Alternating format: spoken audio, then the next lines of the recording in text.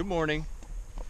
It is now day 29 of our through hike, and we are crossing Snowbird Mountain right now. And our first bald. Yep. This one's not quite as dramatic as Mac's patch will be, but it's still pretty cool. We spent the night last night at Painter Branch, which was a little campsite just 2-3 miles up from Standing Bear Hostel. It was pretty funny because the group we were with pretty much partied all night. It was just hilarious listening to them stumble around the campsite and have a good time. I guess it could be real easy to get annoyed by that, but we were fortunate enough to have, I guess, a little bit of psychological support out here through the Georgia Southern University psych department, particularly Dr. Shauna Joy. And one of the first things that she sent out is just kind of like a helpful little email, was to really put it in perspective. People might be annoying you out here, like partying loud and all that stuff, but just to realize that they're out here having their own fun.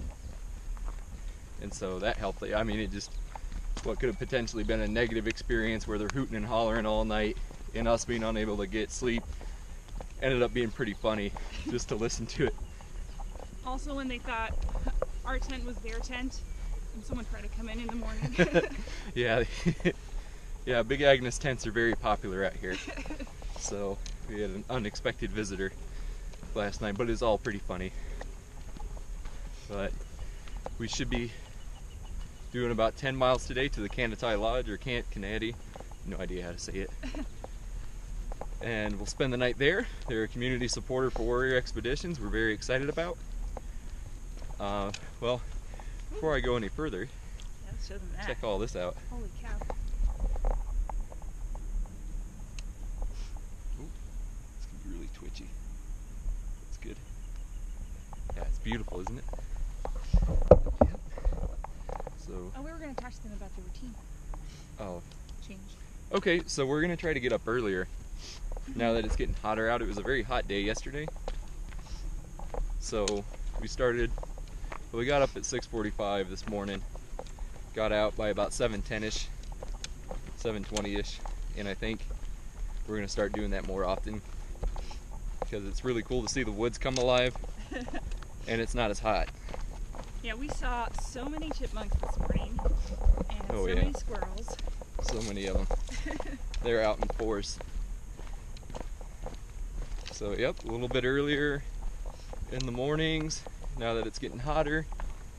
Let's see, lots of chipmunks, and not getting pissed off when drunk people are yelling. That about sums up everything this morning, so we'll talk to you guys later.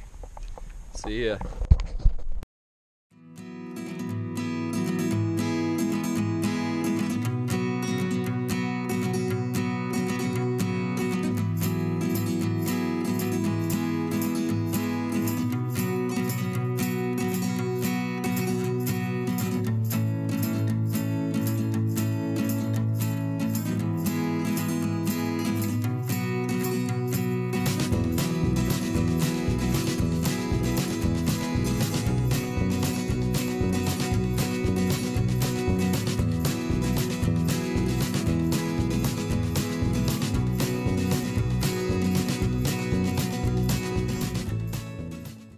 Here we are at the Canati Lodge. This is where we spent the night last night. It is a wonderful place. Super excited to show you guys how cool this is. But apparently the owner of it, David, had restored this himself, and it is phenomenal. Just wait till you get out here in the main living space. It's beautiful. This is set up. They do permaculture, and then they also will do nature therapy. And they've got a Zen garden on the outside. And just everything's so perfect here. Take you out to the back deck.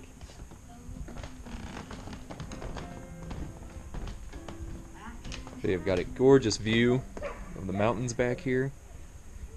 Get a little bit more property down the hill. Look how beautiful this is. And they also have a, as I was mentioning earlier, the permaculture farm down the hill. Ella and I went down there last night, with Tim, and we had a fantastic tour that he gave us, and it was just really incredible what all they're doing there. And once again, this is the Kanati Lodge, so definitely give these guys a look online. They are amazing, and there's just so much character packed into this little cabin. It is incredible. Got a couple people out here. Here's the front yard.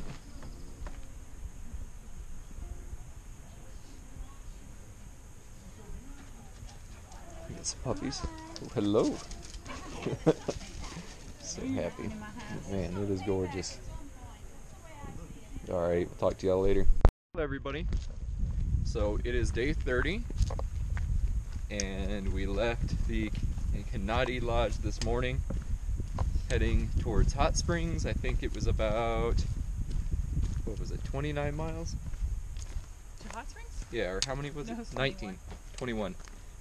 Okay, 21 to Hot Springs, which is pretty cool. Probably one of the coolest things that we get to see as we're descending into lower elevations is that spring has arrived. So it's really neat seeing all these budding plants and everything starting to green up. And I have a feeling that we're going to be in the green tunnel here in no time. But other than that, it's been good. We're starting to put on a little bit more mileage because we're getting our trail legs. Because, you know, we've been out here for a month, so our bodies are getting a little bit more used to it. So we'll up that a little bit, but of course make sure that we're listening to our bodies and stopping when necessary and taking shorter days. That way we still get some recovery time, because that is absolutely important to keep you on the trail. But other than taking care of our bodies and enjoying the fact that we get to walk with spring, don't really have too terribly much going on other than hiking every day. It's definitely getting hotter. We're sweating pretty good today coming up the hill. It seems like every time we go uphill we get some sunshine. But fortunately, we got a little bit of overcast. Not too bad. Do you have anything today, dear? Nothing? Alright. Well, we will talk to you later. Thank you very much for watching. And that's it. See ya.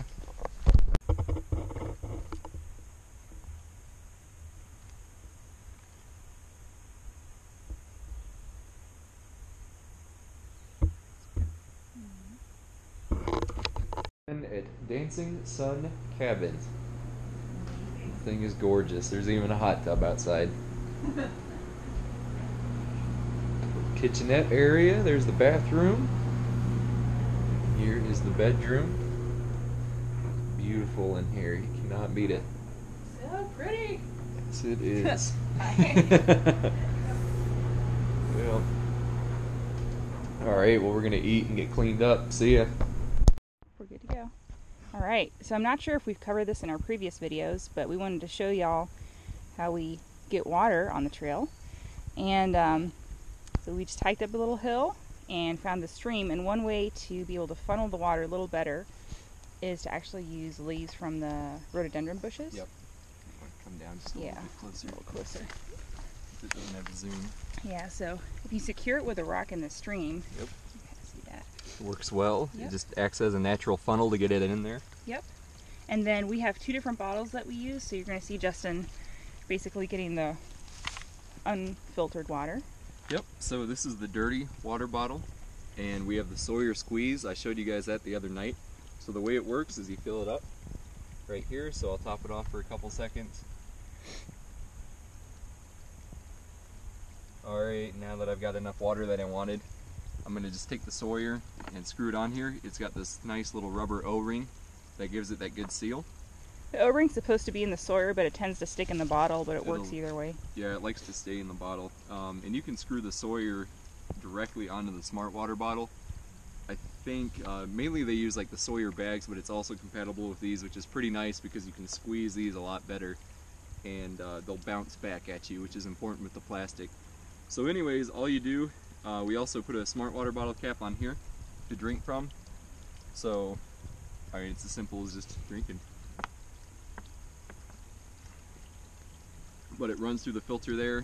It's basically just the same materials that the pump filters have, except that you're able to drink it straight out of it. It works really well. This has been probably, I've tried about 6 different water filtration methods, and this is the best. But yeah, that's pretty much it for the Sawyer. Yep. All right. Bye, guys. See ya. Look at what we have found. Cool little guy. He's okay. We like you. We're gonna give you plenty of space though.